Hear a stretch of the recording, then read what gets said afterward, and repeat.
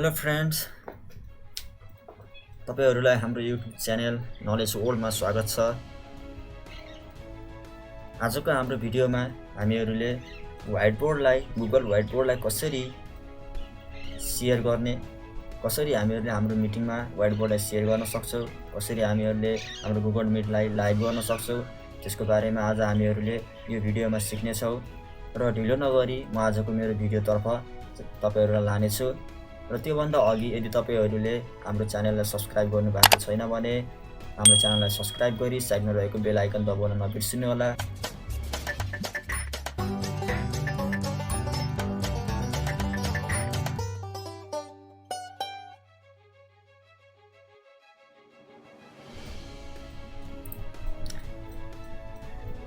मैले मेरो Google Chrome खोलिसकेको छु। अब म गुगल मिटमा जाँदैछु। गुगल मिटमा क्लिक गरेर गुगल मिटमा म आइसकेको छु र म हाम्रो नयाँ मिटिङ क्रिएट गर्दैछु।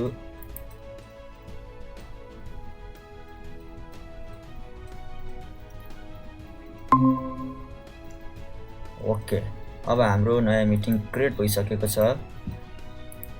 मैले योभन्दा अघिको भिडियोमा व्हाइटबोर्डको बारेमा भनिसकेको छु। अब आज हामी व्हाइटबोर्डलाई हामीहरुले कसरी शेयर गर्ने त, कसरी यसलाई लाइभमा ल्याउन सकिन्छ त्यसको बारेमा भन्न गइरहेको छु। हजुरहरुले यो भिडियोलाई अन्त्यसम्म जरुर हेर्नु होला। अब हामीहरुले हाम्रो व्हाइटबोर्ड निकालिसकेपछि, हामीले हाम्रो व्हाइटबोर्ड क्रिएट गरिसकेपछि यहाँबाट हामीहरुले हाम्रो व्हाइटबोर्ड क्रिएट गर्छौं। हाम्रो व्हाइटबोर्ड मैले क्रिएट गरिसकेको छु। हजुरहरुले पनि यहाँबाट एउटा व्हाइटबोर्ड क्रिएट गर्नुस्, त्यसको नेम दिनुस्। त्यसपछि हामीहरुले त्यो व्हाइटबोर्डलाई कसरी लाइभमा ल्याउन सकिन्छ त, त्यसको लागि चाहिँ तपाईहरुसँग यहाँ प्रेजेन्ट नाउ भन्ने अप्सन हुन्छ, त्यसमा जानुस्। त्यसमा गइसकेपछि तपाईले तल दिएको ट्याब भन्ने अप्सनमा क्लिक गरेर यहाँ एउटा विन्डो खुल्छ। त्यसमा हाम्रो यहाँ जामबोर्ड, गुगल जामबोर्ड भनेर व्हाइटबोर्डको नाम दिएको छ, नलेज वर्ल्ड भनेर लेखेको छु मैले त्यसको नेम। त्यसमा क्लिक गरेर तपाईले त्यसलाई शेयरमा क्लिक गरेर शेयर गर्नुस्।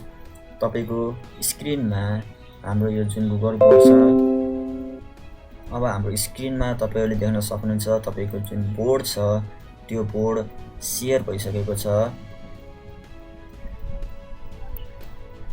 यो हाम्रो व्हाइटबोर्ड जामबोर्ड अहिले sharing this tab to meet google.com स्टकमा छ। यसको मतलब अब यो हाम्रो शो भइरहेको छ। यसलाई यदि हामीले स्टप गर्नु छ, यसलाई रोक्नु छ, यसलाई बन्द गर्नु छ भने हामीले यसमा स्टपमा क्लिक गरेर हामीले यसलाई शो हुनबाट रोक्न सक्छौं।